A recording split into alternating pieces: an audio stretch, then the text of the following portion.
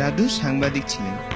সাম্য বৈষম্য মুক্ত মানচিত্রের স্বপ্ন দেখাতো দাদুর কলম।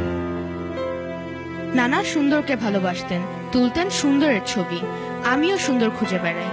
নানা বাংলাদেশকে যে সুন্দরের তুলিতে আঁকতে চেয়েছিলেন, আমার হাতে সেই তুলি। প্রতিদিন আমি নিঃশ্বাস গুনি বাংলাদেশে। আসলে নিঃশ্বাস তো বাংলাদেশের নয়, আমার দাদু। দাদুর বলে যাওয়া কথাগুলো আজ অর্জিত হয়নি। হয়নি বলে কি হবে না? হবে।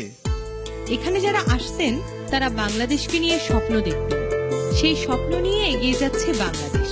দাদু নেই, বাংলাদেশ আছে। আমার বাংলাদেশ কখনো গঙ্গা ফড়িং, কখনো প্রজাপতি।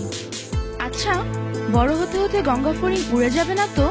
প্রজাপতিটা রঙিন থাকবে তো?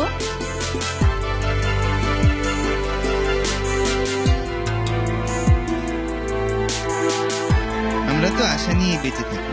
থাকতেই হবে, আমার জন্য, বাংলাদেশের জন্য। নিঃশ্বাস তো কখনো কখনো থমকে দাঁড়ায়। বাংলাদেশও কি থমকে আছে? না, আমরা চলছি নিরন্তর বিজয়ের পথে।